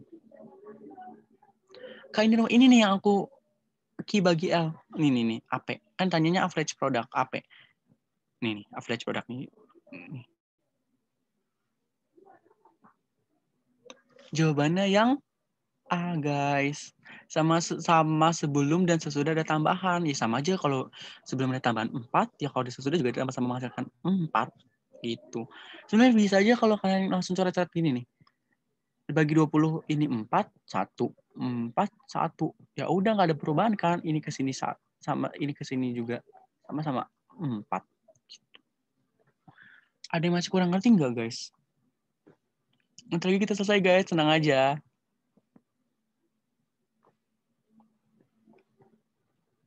Iya, benar banget.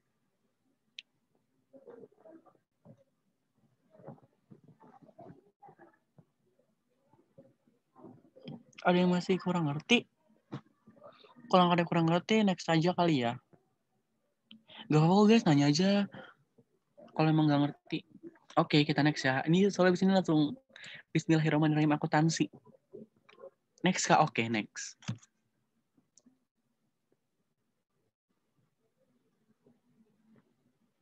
Bentar ya guys.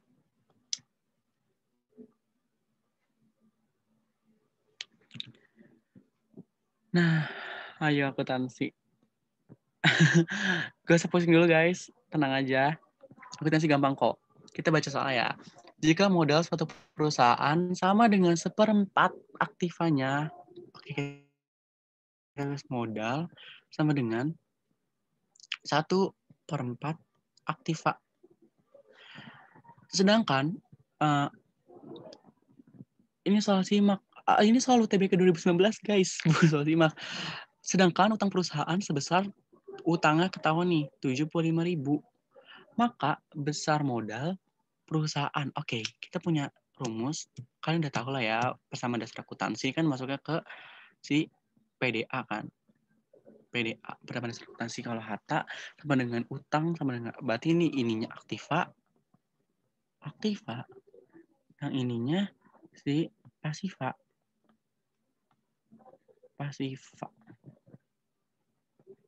Ya udah gampang aja. Gini deh guys, perumpamannya ini kita bikin tadi berapa? Si modal tuh 1/4 aktiva. Otomatis si HU tambah M, misalkan kita inisalin tuh si harta kan si aktiva itu kan masuk ke harta itu masuk ke aktiva kan. Oke, berarti misalkan kalau kita aktivanya ada 1, 1/4 1 berapa? 0,25 dong modalnya. Bener nggak? Ya kan? Bener dong modalnya. Karena 1/4 dari aktiva modalnya. Ya udah, gampang aja. Karena ini bikin 0,25 juga, yang ini juga dibikin 0,75 juga. Nah, dapat modalnya berapa? 0,25. Karena sisi ini sama sisi ini itu harus balance. Gak boleh ada yang timpang salah satu. Ngerti nggak? Ada yang kurang ngerti nggak? Iya, benar 3/4. 3/4 ya berapa? Iya, dapat kan? Berarti tanya modalnya berapa ya 0,25. Dapat. Ada yang masih kurang ngerti nggak? Takutnya dia nggak ngerti dengan hitung-hitungannya. Aku dapat DK. Oke, Dora. Keren Dora. Ada yang masih nggak ngerti? Gak apa nanya aja guys. Ngerti Kak?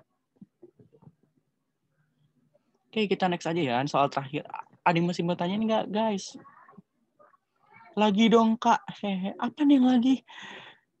Next maksudnya kali ya. Oke, kita next aja. Nomor terakhir. Alhamdulillah nomor terakhir juga. Udah burn out banget kan belajar ekonomi. Enggak apa-apa, ekonomi gampang kok. Aku nih termasuk dalam aku nominal. Tebak apa yo? Kalau udah bisa jawab tuh udah tahu hafal akun-akunnya tuh gampang banget guys. Akun nominal. Aku kalau ada yang nggak tahu, aku mau ngasih catatan dikit. Nah, akun itu ada 2, akun real dan akun nominal. Kalau akun real itu atau akun neraca, harta utang modal. Kalau akun nominal itu laba rugi, guys. Gitu aja sih sebenarnya. Gampangnya.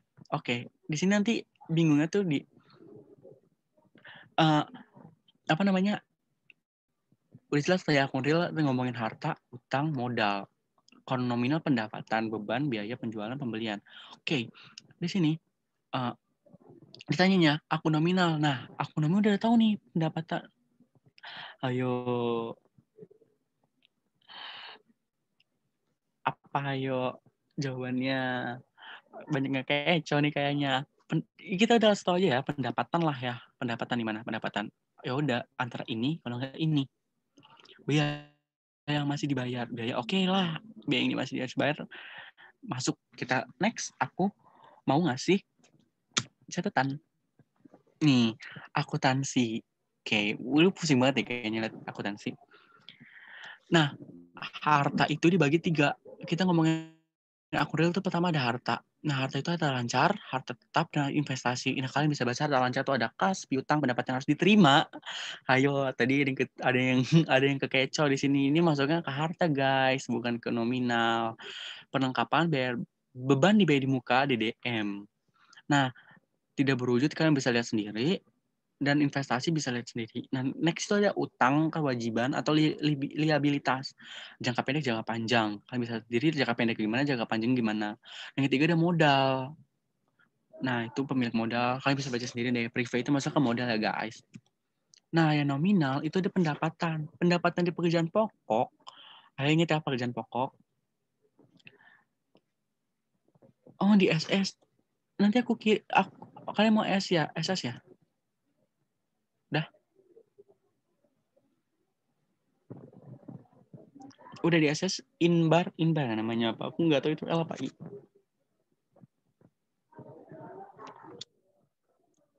Udah ada di SS. Kalau di SS bilang ya, sebelum yang akuntansi Kak. Oh, yang ini. Oke, udah belum inbar? Nanti aku share aja kali ya si PPT-nya. Udah inbar? Jawaban. Oke, bentar. Thank you Kak. Kita bahas ya. Pendapatan ada operasional dan profesional. Yang satu pendapatan pekerjaan pokok, yang satu pendapatan tambahan. Nah, beban biaya itu yang operasional dan non operasional. Nah, jadi misalkan terus yang ketiga ada penjualan dan pembelian. Next ke soalnya. Dalam akun nominal. Oke, kalau ngomongin perusahaan jasa, ya udah mereka dapat pendapatan sewa. Kalau ngomongin pedagang, ya udah mereka dapat pendapatan dagang mereka. Jawabannya jadi apa? Iya, jawabannya B, bener. Hati-hati guys, kekecoh. Dibilang soal UTBK tuh nggak susah, tapi ngecoh.